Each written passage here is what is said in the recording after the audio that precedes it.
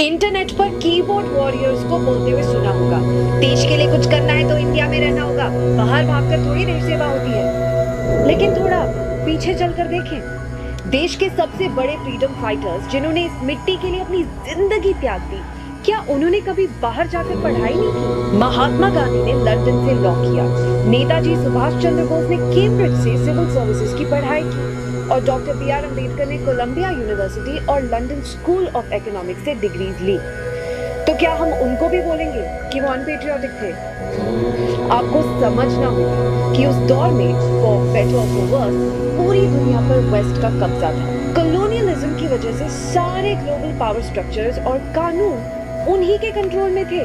हमारे freedom fighters बाहर गए ताकि उन्हीं के घर में घुसकर ये सीखे कि ये पूरी दुनिया चलती कैसे है। उन्होंने वेस्ट के सिस्टम को, कानून को इतने अच्छे से समझा कि वापस आकर इसी एजुकेशन को उनके खिलाफ सबसे बड़ा हथियार बनाया।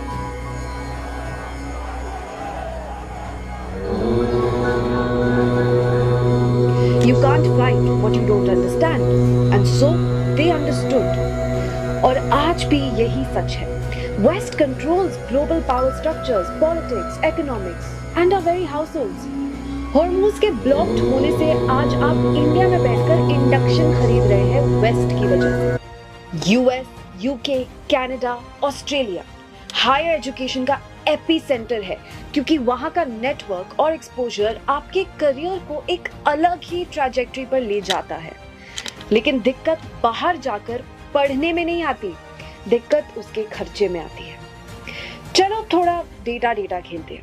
मिनिस्ट्री ऑफ एजुकेशन के ऑफिशियल रिकॉर्ड्स को अगर देखें तो ओवरसीज पढ़ने वाले इंडियन स्टूडेंट्स का नंबर 2020 में 6.8 लाख था, जो अब बढ़कर 18 लाख हो चुका है। सुनने में तो बढ़िया लगता है, लेकिन इस पूरे टैलेंट माइग्रेशन के पीछे एक ऐसा इकोनॉमिक ड्रेन है जो सीधे हम हिंदुस्तान में रहने वाले हिंदुस्तानियों की पॉकेट पर असर डालता है। इसे एकदम आसान तरीके से समझते हैं।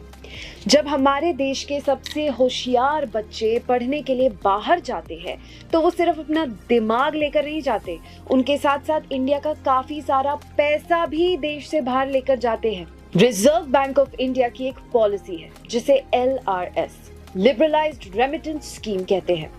अकॉर्डिंग टू दिस, एक इंडियन रेजिडेंट लीगली एक फाइनेंशियल ईयर में $250,000 विच इज 2.8 करोड़ रुपीस तक बाहर भेज सकता है विदाउट एनी गवर्नमेंट अप्रूवल्स।